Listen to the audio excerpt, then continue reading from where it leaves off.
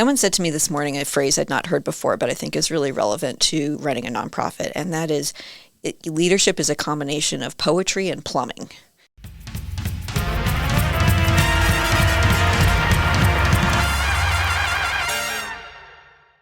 Hey Wildcats, welcome back to the UAZ Podcast. Today we are really excited because we are joined by Jenny, and she is the president and the CEO of the Community Foundation for Southern Arizona.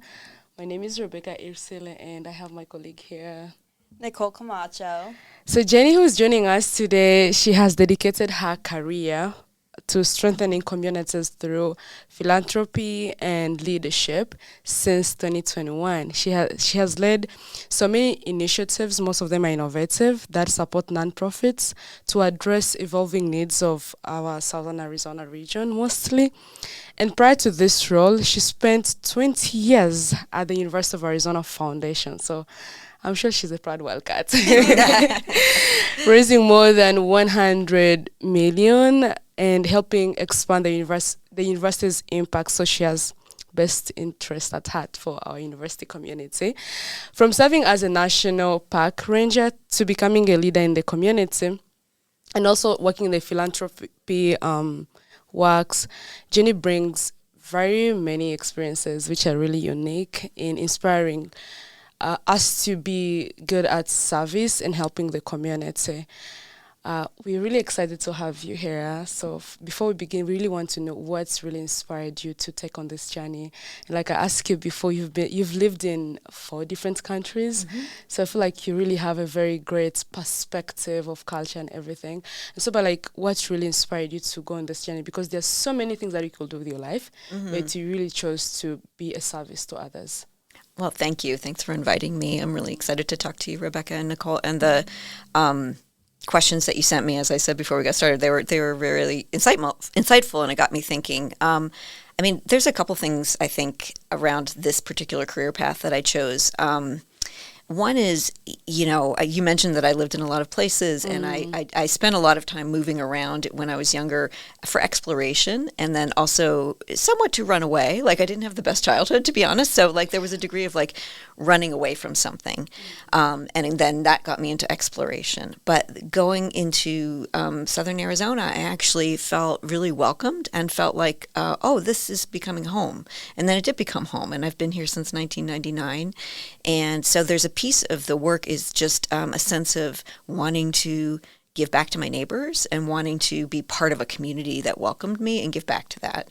And another part is values. I'm a person who has got a lot of energy and I've got a lot of creativity, but if I'm not aligned with my values, I'm kind of lost. So for me, values-based work really is where I found my sweet spot, and so it's sort of self-serving in that I feel really productive and happy and able to make a difference, and that's joyful for me, but also I know that it's doing some good for others. And so those two things come together and make it a wonderful combination for me. Yeah, that's really beautiful. So like for students who are really passionate about making a difference in their communities, but like they have never had that chance, like where can they start from? What will be like their first step? Well, to make a difference in your community, I think it's good just start with what you like, right? Like, what do you care about? There's as many ways to make a difference in your community as there are people, really. So if you just like really love animals, find a way to be part of the animal welfare community. If you really care about the arts, find some folks who are making and support them or become one of them. If you care about food security, go down to the community food bank and volunteer. They have a great volunteer experience for an afternoon and, load up food boxes. But I would say while you're there, it's not just the doing, it's also the reflecting, right? So be really curious is I think a piece of it. So if you're going to embrace those experiences, it almost doesn't matter what experiences you have, but the point of it is do it and be self-reflective. Like, what did I observe here? What problems am I seeing? Is this working well? Or is this disorganized? Do people seem to be working well together? What do I actually really enjoy about this? So as you're having those experiences, be self-reflective about them. And then it's almost like go where your energy perks up, like as you're having them and you're like, I really love that, and get curious, why did I love that? But that was a drag. And follow where that energy takes you. And I think you'll get you'll end up with a lot of cool experiences, but it'll also give you a lot of guidance and guideposts for your own future career and directions. You'll know, what's in the not so much for me side and what's in the yes, absolutely column for you. Yeah, I think that's great because most of the time, like, we learn by doing. So if you haven't done it, you can't like have an idea of what you really intend your future to be like. But like now for you, when did you really realize that you wanted to work for a nonprofit organization? Was it when you were still a student, or was it when you had started working and you're like, oh, let me pivot it to the side? Yeah, I mean, I was thinking about this. I've worked for a small business. I've worked for the federal government, and I've worked in nonprofits. I worked in higher education. The one thing I've never really done is corporate work, and I think that's just based on, I'm too much of a little rebel to work in a corporation. It just wouldn't work for me, and that's the self-knowledge, right? Yeah. It wouldn't be my thing. But I think I knew I wanted that life of service is when kind of doing what I just said, like, where did I get excited, right? So I got excited doing work, whether it was in the classroom, because I did a lot of teaching, or whether it was, leading hikes, across the tundra, whether it was doing some creative work, writing, but finding like, okay, well, these are skills that, again, probably don't match up, and, I'm not going to be a CPA, right? But what do these skills and these, this sort of passion for certain types of experiences that are collaborative, that lead to a positive outcome, that are a little creative, like where can those things become a positive and not a negative? And that led me first to higher education and then to the nonprofit sector. Yeah, I think having experiences from everything teaches so much, not only what you like or what you don't like, but so much about yourself that you didn't even know beforehand. Yeah. You did lead a large fundraising initiatives and community projects here in Tucson.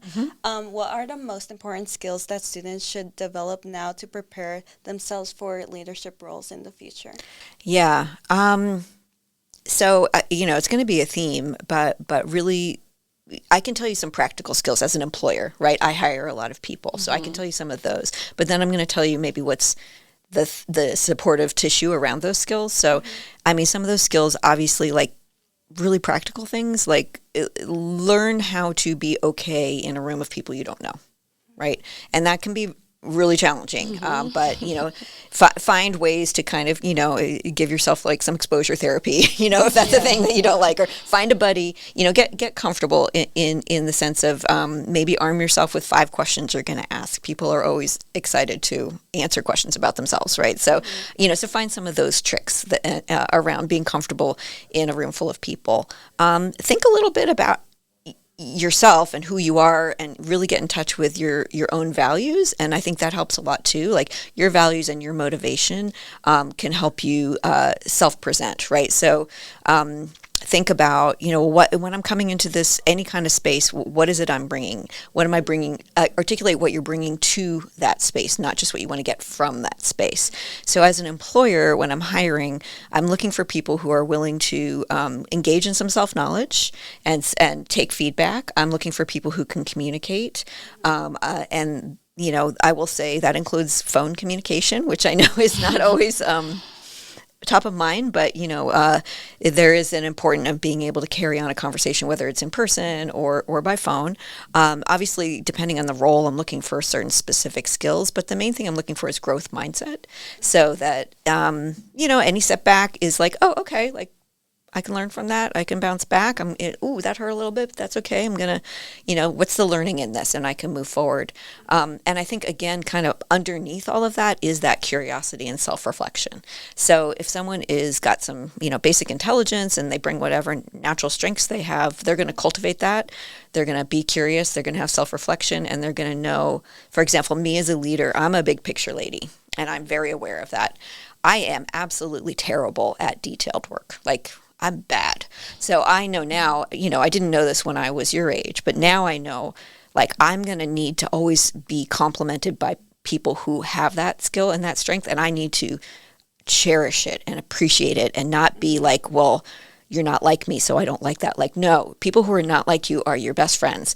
And so it's kind of starting to understand who you are and realize how you compliment other people that can get you to some ultimate goal. And if I see someone who can say, oh, this is how I fit in, this is what I bring, this is where I'm not that great, but I know others can do that better, that's a great hire for me. Yeah, I do want to piggyback with the first kind of topic you talked about, being okay in a room that you don't know anyone in. Yeah. Especially now, because there are students here that feel imposter syndrome, that they don't feel like they belong there. Oh, yeah. And I think your advice was very impactful and very inspiring for the students listening. Yeah. Well, I do have, I've had plenty of imposter syndrome, still have it sometimes. There is a little degree of fake it till you make it. Like, and the way I usually just play a little game with myself, like, I'm just going to do these two things, and that's success, right? If I talk to two people and I ask 3 questions, that's success. Even if I'm just like, have to go run into the bathroom for the rest of the night, right? Whatever it means, right? Like, that's fine. I did have this experience. I was thinking, because you mentioned my park ranger days, I remember, I worked at a Denali National Park. It's right in the middle of Alaska, and it's in the middle of nowhere, right? And there were no cars allowed, but there was one road, and you would have to take a bus as a visitor to your destination. And as rangers, they had us get on the bus and kind of talk to people about what they were seeing outside the window and do some education about the wildlife and the geology and everything else. Yeah. And so I'm in my park uniform. As you can see me, I'm a little lady, right? I got on the bus and I picked up the microphone and someone said, "Are you a Girl Scout?"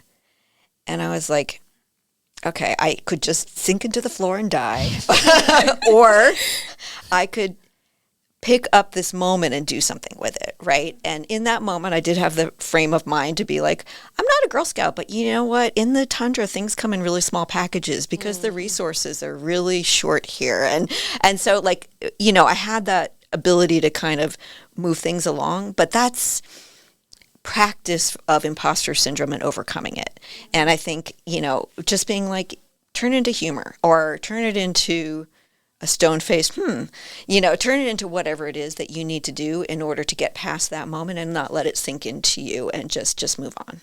Yeah, that's true, because people, I think, overthink it too much, and it affects them in the long run. Yeah. Well, I mean, you're naturally very self-conscious in your teen years and early 20s. Like, it's just part of human development. Like, there's no way around it, right? So, again, going back to the idea of exposure therapy, just do it enough so that it doesn't really affect you anymore. Now, when it comes to hiring, like, when it comes to those, like, higher leadership roles in your organization, do you often hire students who have just graduated, or do you want them to come with a bunch of skills and experiences? Like, then how does students stand out for them to be hired? Because of course you have other people who've got so much experiences that are also seeking for the same position, right? And here we have students also who are seeking for those positions. How do students stand out among those multitudes? Sure. I mean, I'll be honest, I wouldn't hire a recent graduate or a student for a leadership position in my organization, right? Because I'm usually looking for someone with, 10 to 15 years of experience. So there's just no way. Which is terrifying for us, the students. But we do hire students, and we also hire recent grads. And we have a long-standing relationship with AmeriCorps in Arizona. We've brought a lot of people in, and several of those people have become full-time employees. So we really enjoy that, bringing people in and just kind of, we can see how the fit is. Do they enjoy the environment? Are we seeing good skills match? We just had an AmeriCorps who just a month ago moved into a full-time position, and for him, I think it's, from what he has reported, we got to know him. He really, really loves working in our organization, and he developed so much knowledge and so much experience about what we specifically do that he's an incredibly valuable employee for us.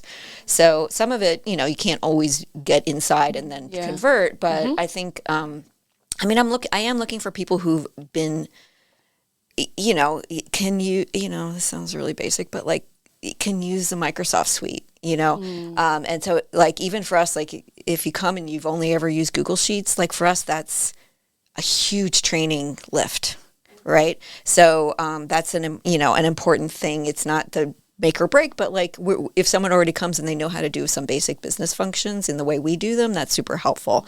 But it really would be someone who's done food service, I'm like, that's hard work, right? That tells me you can stick with it. You can deal with people. I and my hiring managers, we're not just looking for, direct experience. We're also looking for grit. We're looking for, those transferable skills, I guess. So I think you can stand out by trying to get very direct experience, but also being really good at narrating your own story about what you're bringing. Yeah, because they're like about the stories, because I've seen like many people have got great skills and experiences, but they can't be able to share, what they've done in the past few years.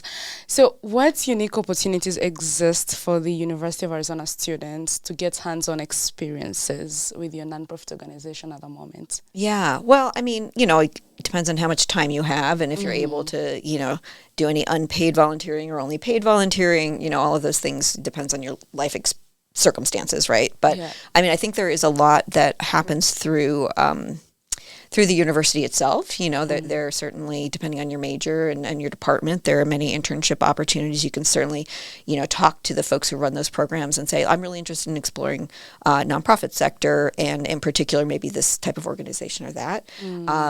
This is very much a self-referential thing, but we have a newsletter which wouldn't give you opportunities, but you would get a good kind of overview of the nonprofit sector if you signed up for the Community Foundation for Southern Arizona's newsletter.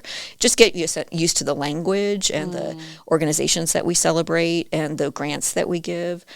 You can volunteer at different organizations even for just a day and start to get to know people. And a lot of nonprofits are actually looking for board members or grant reviewers or people who are in a younger demographic, because they want to broaden their demographic of people they're hearing from, or some kind of advisory council. So those are good opportunities. And then another one, which I would think it might be kind of interesting, especially for a class or like what you're doing for the podcast here, is you have the ability to say, okay, I'm researching this. I'm researching board governance in nonprofits, right? Then you're going to have a great entree to emailing 10 nonprofit leaders and saying, hey, I'm doing this. I'm a student. Could I take 20 minutes and interview you? Now you've met 10 nonprofit leaders, right? Yes. So find a kind of savvy way to network and build your knowledge through experiences, which don't only have to be an internship, although that's certainly a great way to do it too. I love the networking piece.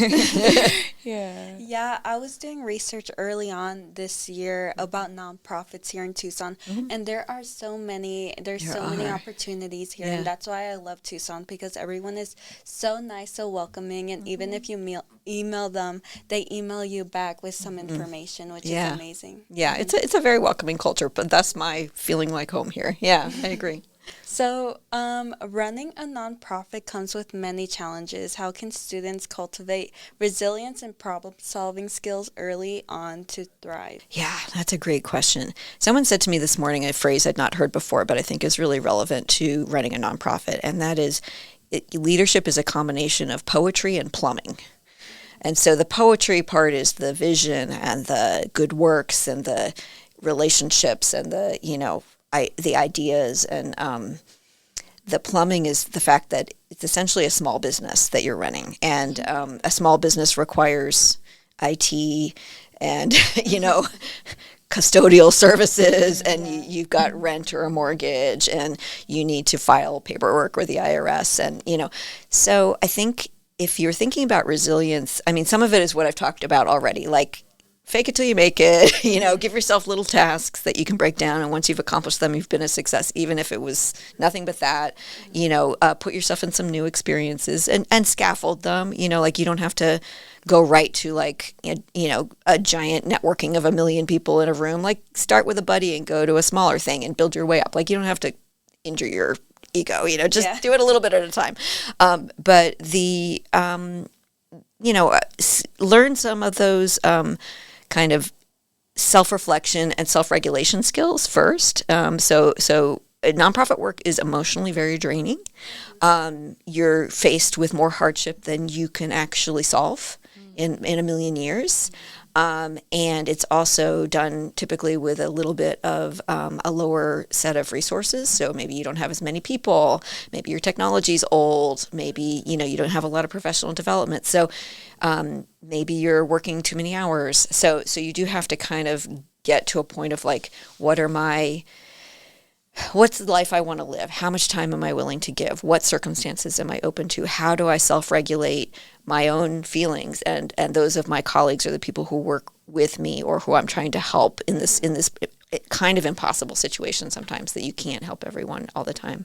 So that's one thing. And then specific skills, I think, would be the other thing. So learn about how boards work, learn about governance, educate yourself in personal finance, because you may be setting yourself up for a life of lower income, but that doesn't mean you can't have a good life, a good, stable, financially stable and successful life, but you have to plan for it. I do want to pitch, there's a program called Third Decade, which, if you're not familiar with it, is an organization. They're based in Phoenix, but they serve people online for people in their third decade, so their 20s. And I think it's 18 to 30 or something, about how to set up a really good, stable financial life. And I think that's really important in the nonprofit sector, as well as, any business you go into, but it's especially nonprofit sector. Find friends. And then the other thing I would really recommend is find your values. So I did want to come up with something that was free. There's a survey that's free called Via Character Strengths that you can take, and it will actually identify like your key sort of value strengths. And that value, like the reason why people will sign up to take less money and do this really hard work is because they're doing hard work. So, do that self-exploration to know what your hard work is, and then, pursue it. Yeah, I think nonprofits is way harder than operating a normal business, because nonprofits are based on volunteers. And usually it's really hard to get a volunteer who's really committed to the issue that is for the nonprofit. Yeah, or they may be committed, but they're volunteers. Yeah. They don't have to do what you say, so they may not be available that day. Yeah. There's a lot of volunteer management is its own skill set for sure. Given that you're leading a very big organization that's a nonprofit, are there some specific challenges that you've overcome as a CEO for this organization? Yeah. Like, you want to hear about some of those? Like, do you have like any specific challenges that you've overcome along the way? Yeah. Oh, gosh. Yeah. I mean, I would say being CEO is largely overcoming challenges. Of course. Which one? And it's a big organization that you're leading. Yeah. Well, so, one thing is the pandemic, right? So the pandemic, if you look at it from the point of view of working in a community foundation, was we have all of these nonprofits that are serving people, and those people's needs are rapidly changing or growing in many cases, right? So a big issue was around eviction, for example, or arts organizations that brought in most of their income from performances, and all performances were stopped. So we had to figure out, how do we respond in a meaningful way? We don't have, nobody was like, oh, here's my big pandemic plan, ka-tunk, like it's just ready for us. Yeah. So it really was thinking through being really rapid. So there were actually weekly grants that were given out. Usually we do annual, so this was like a huge speed up, right? There was more collaboration and coming together of funders to be like, how can we, no one can do everything. How do we divide and conquer? How do we stay in good touch? Like, that's, not the usual way that funders work. And then for us, because we actually operate a nonprofit campus, so we have 20 nonprofits that are co-located with us in our building, there was also, the health and safety components for our own space, right? Yep. When do we close? When do we open? And when we close, that actually affects our bottom line because we're also not getting revenue. And so just kind of a really multifaceted problem. And that I came into the CEO role in the middle of the pandemic, so it's sort of been partly addressed, and then I had to wrap it up. But one of the things that I think it's taught me is you can't be prepared for everything, but you can be prepared to know, like, you're going to have to communicate. You're going to have to be prepared for financial crisis. You're going to have to be prepared for physical safety crisis. So we have now pretty good plans and alignment around all of those things, we don't, who knows what's going to happen next, but at least we know how to we know how to do all those basic things. So some of it is foresight, but a lot of it is also just caring. Like a big part of it is communication and caring. Like people just want to hear an honest voice who says what they know regularly in a humane way. So you must always be prepared in case of anything happens. Yep. Yeah. So your organization has pioneered like initiatives with different nonprofit organizations like the Solar Project and the Solution Focused Community Book Club. Yeah. How can students think creatively to make an impact in their own communities? I know you've talked about it a little bit, but yeah. Well, let me tell you quickly about those two, and then I'll apply it. So the Solar Project, where that stems from is, look outside, right? So the most abundant resource we have here is sunshine. Yes. And, just some, we had an innovative donor we had who was interested in funding something innovative. And then there was this kind of coming together of like, what ifs? And then, just a group of people who came together and started to iterate this and then brought in technical expertise to make it happen. Yeah. And that's been, a huge success. So that I would say the secrets there were kind of like looking at the environment with a curiosity and then bringing in people to collaborate to develop an idea. And then the book club was also like a sense of a perceived need, which is a need to form community in a world that kind of pushes against us creating community, and doing it through something as humble as a book club. And that's also been a really wonderful exercise in community building, and it also creates all these different ways to talk about topics that are super of relevance to people. And so the last one we did was on generosity, but we did it through the lens of food systems. We read Jose Andres' book, Change the World One Recipe at a Time. And so it gives you just a chance to look at things from different angles. So that also came about through collaboration and after a perceived need. Now, I would say what you all are doing right here is an example, right? You saw, there is no podcast, and we think students are interested in hearing from people and getting inspiration. And I'm sure you didn't do that in a vacuum. You talk to people, you've been developing your audience. So I think one of it is like, where's there a gap? Where's there a need? I wish, whenever someone said, I wish something, like it might be like, I wish I had, French fries, maybe not, or maybe, like, oh, wow, I can develop a French fry delivery business. I don't know. But it is innovation starts with a need. So find that need and then find a group of people who are creative and try to address the need, and that's where inspiration strikes. Yeah, I love the idea of your book club. I think it's so unique that you guys focus on a problem or solution and read a book about that. I never thought about that. Yeah, what has been your favorite topic that you guys talked about as a club? I mean, we've done so many that I really love, honestly. We partnered with Primavera Foundation and the Community Coalition for Prosperity, and some folks here from the U of A, actually in the sociology department.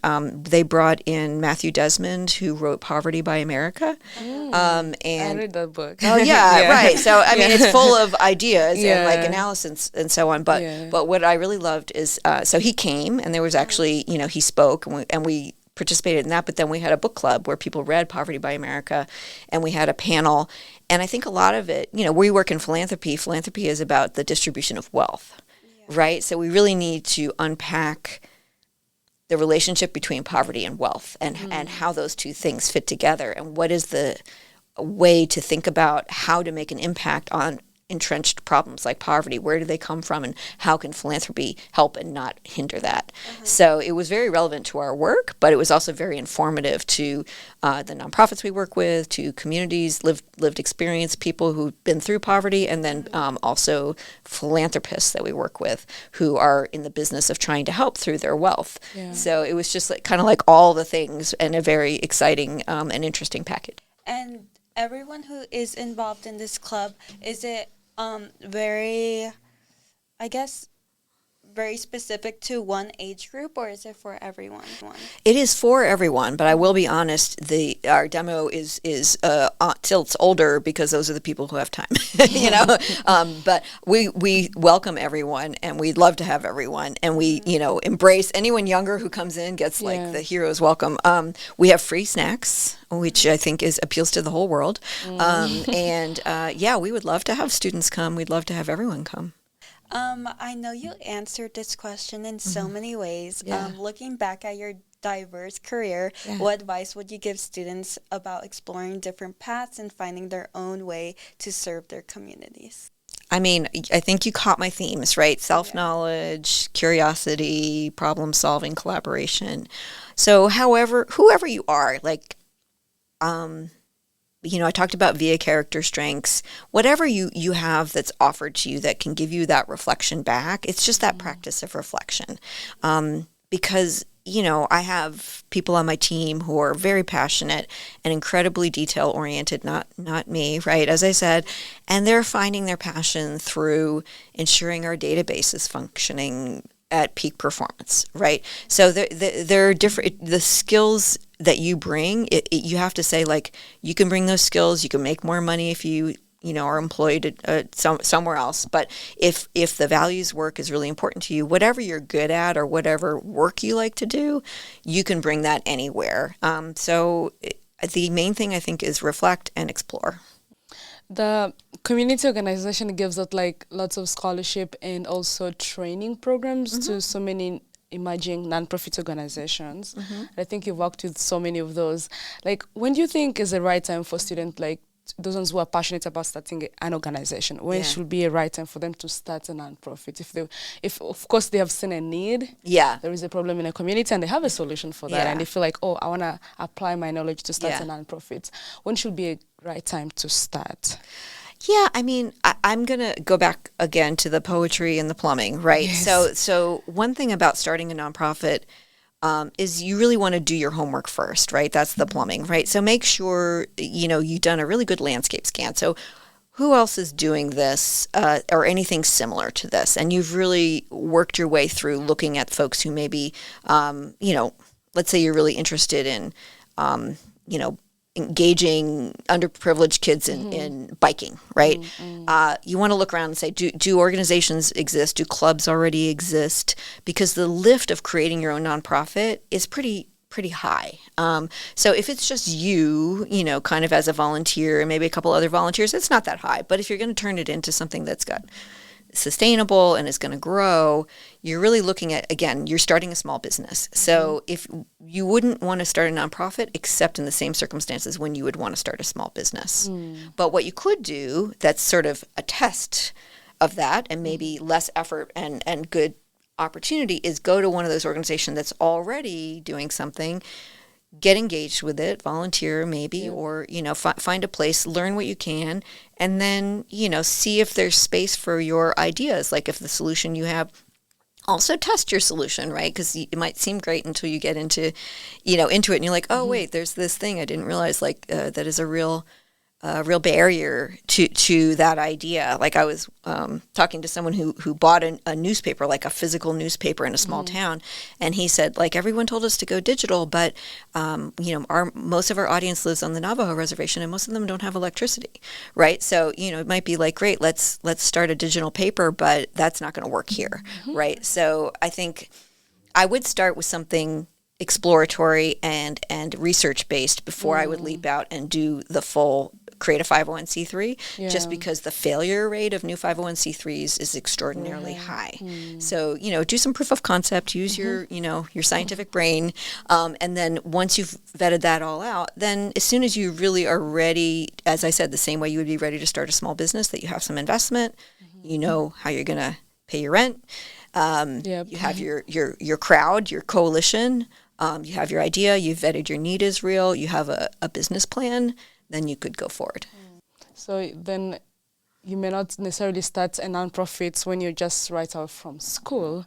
of when you've completed your bachelor's degree, because then you don't have like something set up already for all of that. And Yeah. you also need lots of experiences in that particular issue. Yeah. But the only challenge that I feel like it's that if it takes longer, let me say if you have an idea right now, Yeah. and it takes you 5 years to figure that out, Yeah. I feel like sometimes you may end up giving up. Yeah, yeah. No, I hear you. And never say never, right? Like there are absolutely extraordinary ideas and Yes. people behind them who can make it happen. It's like a bolt of lightning. But I guess I'm being a little bit of the voice of experience here. Yes, yes, yeah. Yeah, and yeah, you Yeah. could give up, but also like can you frame out an experience or an approach that is doable in the near term to test it out? And again, that kind of goes back to like give yourself a smaller bite to start with before you go to the big one, right? And I worry about, I'm a mom, right? I worry about everybody's finances, right? I just don't want you to put yourself out on a limb where you Yep. can't come back. So I think one of the last questions that I have is for the scholarship opportunities that you guys have. Do they range from high school to graduate school, or is it only for students who are doing like their college classes? Oh, we have a full range. We don't have any scholarships that are for high school itself, but we have high school, juniors and seniors who are applying for college. Yes. And there are some for graduate school as well. Our general scholarship is our biggest scholarship round, which is more for, your standard undergraduate education. But we do have some special scholarships for graduate studies as well. And the general scholarship is funded by many, many different donors, and we try and make the application simple and like give you different potential sub-programs. The Yes. graduate ones are more specialized. So usually we have a particular donor who, like we have one that funds an amazing scholarship for, a STEM-related PhD, right? That's a unique one. We don't have thousands of those. We have one. Yeah. All right. Thank you so much for being with us. Is there anything else you want to leave with our audience? Oh, just that, these are weird times. Take heart and find your people.